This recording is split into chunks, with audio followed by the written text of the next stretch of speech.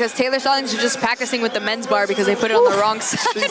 She was laughing like, yeah, I know. Yeah, she's a mad woman. But hey, what you can expect? What else you can expect from a veteran like her? She's the greatest and a great leader for our team. Absolutely. We're looking at Briley Smith from the Fort Lauderdale Lions, one of the rookies, versus Taylor Stallings, a seasoned veteran. Important to note, Briley wasn't there during the I keep on saying that, the Las Vegas matches, but Taylor was. She was able to play and coach. Absolutely. One of the one of the few sports where you can be both player and coach. So it's amazing to see, a lot of responsibility, but when you are in that type of space, you already know you're one of the best at it. So great job, buddies. Definitely. Let's go ahead and take a look at that fourth camera just so that we can take a look at what the grid looks like. We're going to give you an aerial view so you can see the energy out there. The Aces did win that last ringer point. Megan Medeiros did take it. She ran into the equipment area, nowhere to be seen. I know she was so hyped. She was probably celebrating back there. I'm sorry that we didn't get to see the celebration because the cameraman's not that fast. You know, they were going faster than you could blink. But the unofficial score right now is going to be 13 for the Aces and 9 for the Lions. So it looks like the Lions have some making up to do. We're going to see if they can pull it out here. I know that they have some heart. Jamie Goh is going to have our team ready. So let's see if they can lock in and get it done at this ringer. That's right. Don't blink. One of our fastest races here at Grid League.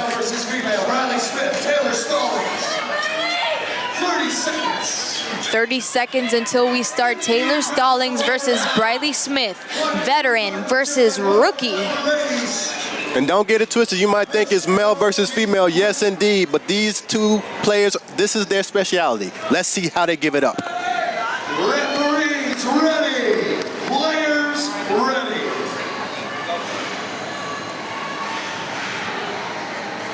Stand by. Race.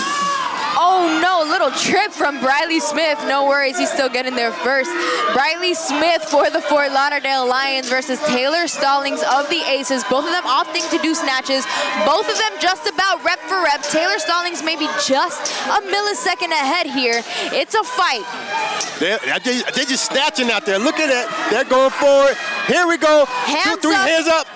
Go ahead, Cassie. We're almost there at the finish line. Let's see if Taylor can. And she did it. What did we tell y'all, folks? We can't play around. When Taylor Stallings out there on the grid, you already know what time it is. The Aces just won again. They are on a tear as a team, showing their championship medal. Once again, the Lions are up against it. The game is the game. You got to know what time it is. So we're going to see how they can pull it together in the next race. Absolutely. I know Taylor is really hyped up right now for winning that one.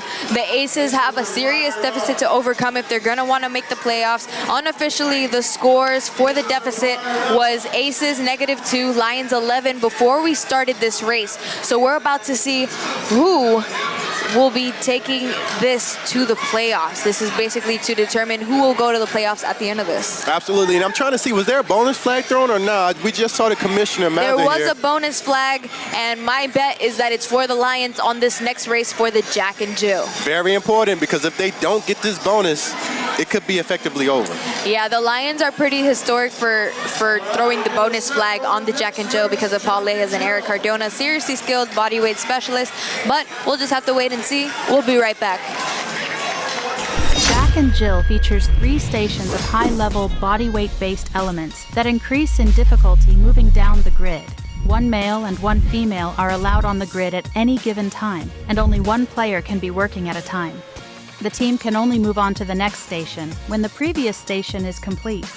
This race is the simplest when it comes to rules, but the most reliant on player skill and speed, as the hyper-specialists often make the difference in the race. Remember, let the bodyweight ninjas fly in the Jack and Jill race. If you go behind your head, keep your lower back neutral though, so you're only feeling that in your upper back. My name is Melissa Caporo. I am a performance physical therapist in the CrossFit space, and I own my own practice that I run out of CrossFit West Chase in Largo called the Stoic Physio. So the mission that I have at the Stoic Physio is to create and maintain strong and resilient humans, whether that's physically or mentally. And that I do through my philosophy of keeping people moving and working people through strength movements, mobility movements. The thing that I love about what I do is I can have so much of an impact on an athlete that they see differences even from session to session. So seeing them start to come to me with some sort of pain that's limiting them from what they're able to do, and then making so much progress, and I see them able to lift the weights that they weren't able to lift and do the skills that they weren't able to do, really, really hits home for me. And it's a testament to what the work that my patients put in, but also the things that we're doing are the right thing.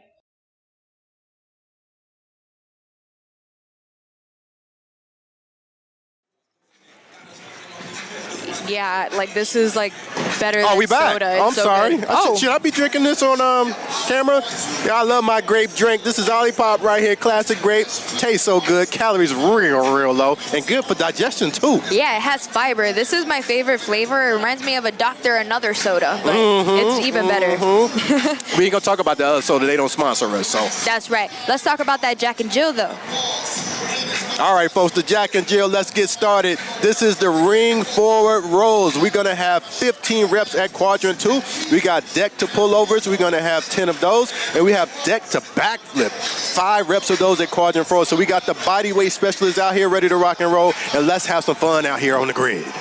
Oh yeah, we saw a bonus flag being thrown for the Fort Lauderdale Lions. They're pretty historic for throwing those there.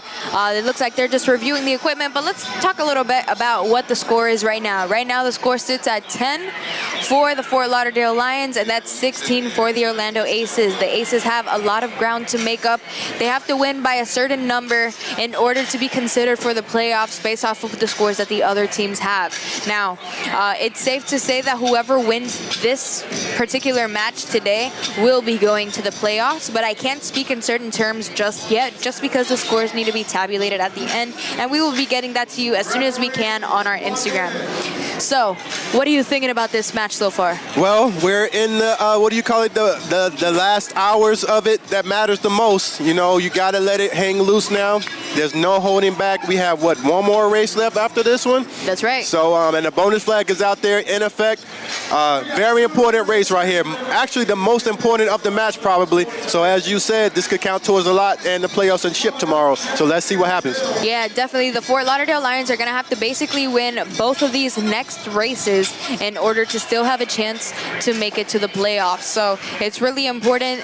Both of these teams are fighting tooth and nail, because obviously if the Lions win, the Aces don't get to make up their deficit and go to the playoffs. So everything is just very vital right now. That's the right word. Everything is very dire. Here they go. Here is Julio Delgado and Janet Durant for the Aces, Eric Cardona and Paul Leyes for the Lions. Once again, it's called Jack and Jill because it's one male, one female on the grid at a time, and they're working one at a time as well. All right, they're not going to be working at the same time.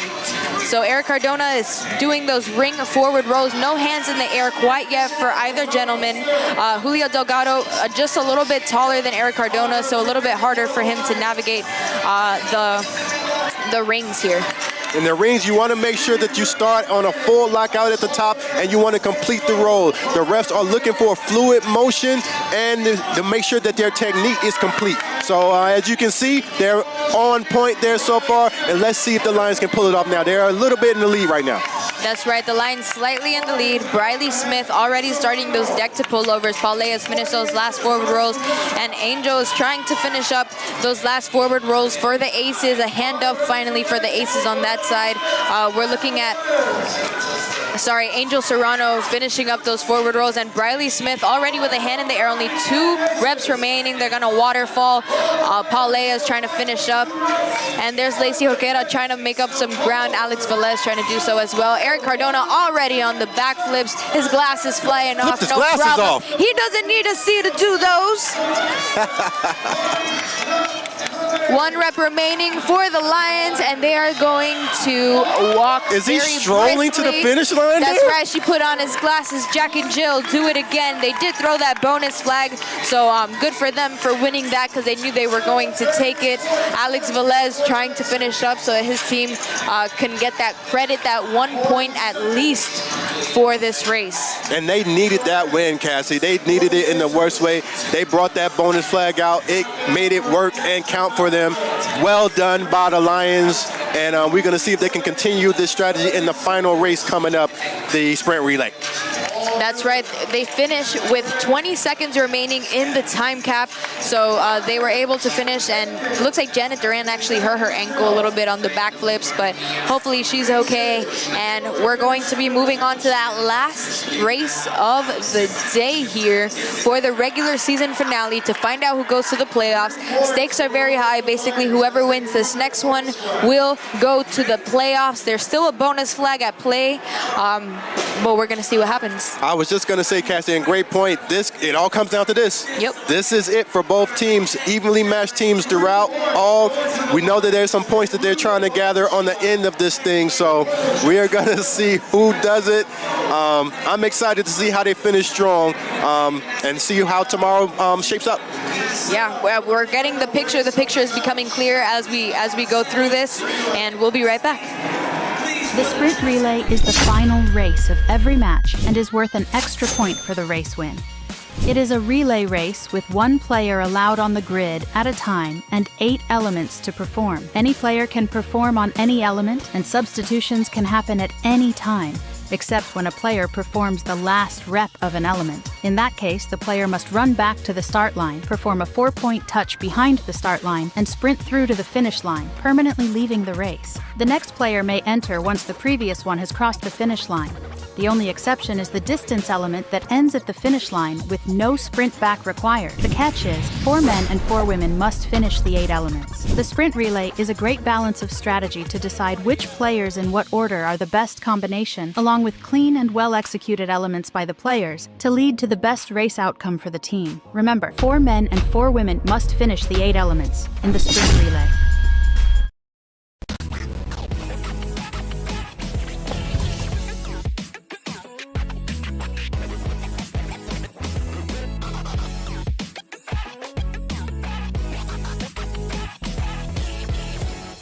You get so tired, and then you ask yourself why you're doing this. It becomes a relationship, you know? You have another husband, you have a girlfriend, you have like all that. When you prepare to compete in CrossFit, you have to be good at mostly everything. In Grid League, it's not the same, not the same. But in Grid League, you just have to prepare for like what you're really good at. You know, we have like 20 people, and every single person has a role. I'm an utility player, so I can do heavy weights, I can do body weight things, I can do some gymnastics, but we also have gymnastics players, we have weightlifting players. Basically, I'm here in United States because of Grid League.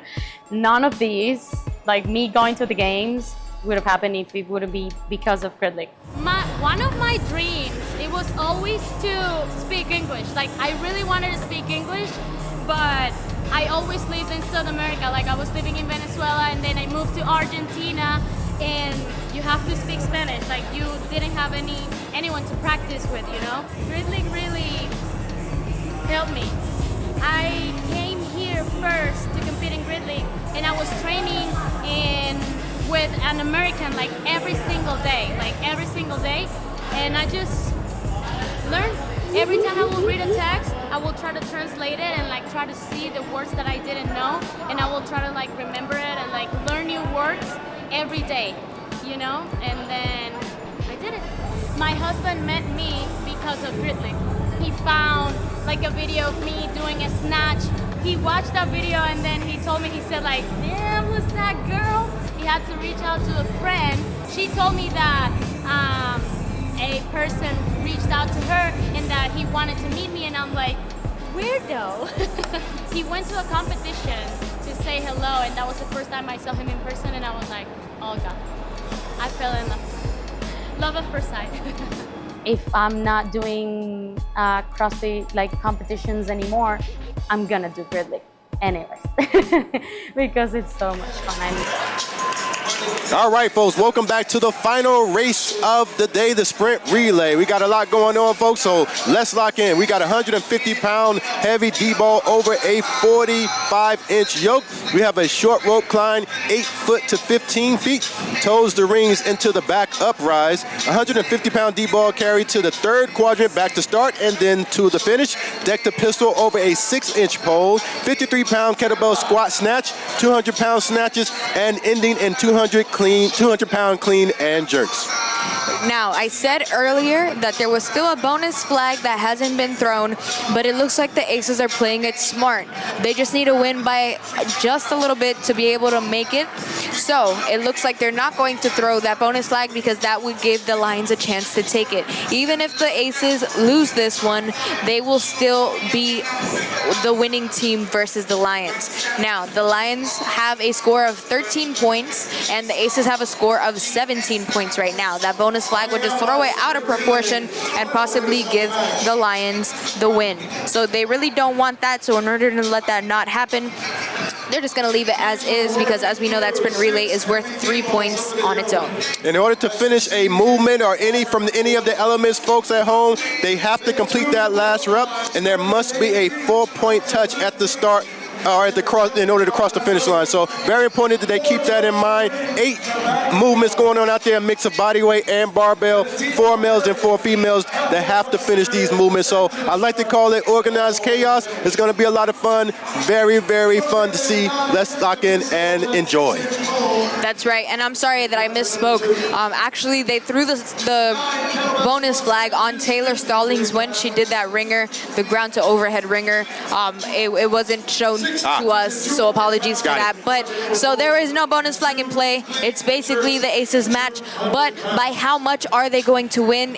That's what's being determined because once again, that point differential is severely important at the end of this. I fully expect the Aces to finish strong. The Lions are still trying to stack their points, of course, as well, and try to make up some ground. But let's see what happens here. Yeah, the Aces are definitely trying to win by as much as possible, and the Lions are trying to stop them from winning from as much as possible. So it's still a fight, even if one is doomed to lose. Yes. Ultimately. Oh no, Taylor Sturgis coming back on the D-ball over yoke, but this time it's not gonna break, I know it. Once again, that is a 150-pound D-ball. This is over a 45-inch yoke. That's Marcos Medina for the Fort Lauderdale Lions. And I think what happened was they switched the D-balls on that particular element just so it could be fair amongst the two teams, so they can both experience that broken one there. That's right, Jasmine Simpson is going to finish off that D-ball, and she is past the finish line. Reagan Hathaway close behind, but that's gonna bring up Angel Serrano for the Aces. He's gonna come out and do that short rope climb. He is just a little bit behind Mario Santaella, just a little bit behind, trying to finish up as quickly as possible. Just 2 short rope climbs. It's hard because you have to jump up and get a good grip for it before you start ascending. You know, you already have such a deficit to jump from. Absolutely, you already know. If you know any basketball players are watching this live stream, you know how it is when you try to jump up there to 8 to 9 feet. So, got to get up there. That's right. Here's rookie Julio Delgado for the Aces, proving himself to be a very valuable rookie this season as well. For the Aces, he's finishing slightly ahead of Leyes here. Leyes is going to do that 4-point touch and go to the finish. Aces are bringing in Alex Hollings. He's going to bring it to the middle quadrant line, back to the start, and go to the finish line. Marcos Medina doing the same thing for the Lions. Hollings gave it to Trisha Davis for the rest of it, and she's going to take it home. Lions giving it to Chelsea Sellers for her to take to the finish line as well. For the Aces, that's going to bring out Janine Nicole into that second quadrant, doing those 9 deck to pistol over 6-inch pole. Eric Cardona doing the same thing for the other side. On the Lions, 1 rep remaining for Janine Nicole, and she's gonna 4-point touch and sprint to the finish. Eric Cardona, 2 reps remaining. That's his touch, and he's got a 4-point touch and get out of there. Every second counts here. The Aces are slightly ahead, which is exactly what they want, to have a bigger deficit at the end of this. Darren Lasso coming out for that kettlebell. Austin Lavallee coming out for that kettlebell. She faulted out on that first rep because she didn't stand up all the way and extend her hips. I saw it from here. I was wondering if they were going to give that one to her. Darren Lasso finishing up his last few reps, And it looks like Darren Lasso is going to finish ahead of Austin Lavallee and get out of there. Bringing in Ryan Damati to do the 6 snatches at 200 pounds. 1 rep remaining for Austin Lavallee. Oh, and she dropped that kettlebell. You have to drop the kettlebell below your hips. You have to drop that kettlebell below your hips. That's why she faulted out there. She kind of just threw it on the ground. Ryan Damati with the hand up, finishing off his last few snatches. He has the 4-point touch and bring in Taylor Stallings for those clean and jerks. Who are the Lions sending out? Oh, Briley wow. Smith coming in for the Lions. Taylor Stallings has all the time in the world to do her 2 clean and jerks. There's 1 minute and 20 seconds remaining in the time cap. That was a costly mistake for the Lions here. They were already behind, but it's past the point of no return because Taylor Stallings, here she comes. She's eating her breakfast. You She's saw that, eating Byron. it. You saw She it. hungry. She finished it, and the Yes, she did. the Aces are going to take this match. Wow.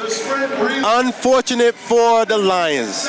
That's right. The Lions are still finishing up their last 2 clean and jerks in order to get that 1 point of credit because they don't want to just give it to the Aces. It's just a little sprint from him because he still has 40 seconds to make it to the finish line. Great showing from both of these teams. The Orlando Aces, we'll find out in just a few minutes if they made up enough points to make it to the playoffs, but great showing from both of these teams. The Fort Lauderdale Lions fought tooth and nail for their chance. Both of these teams, championship caliber teams. You know, the Lions having won in 2022, the Aces having won in 2023. Both of these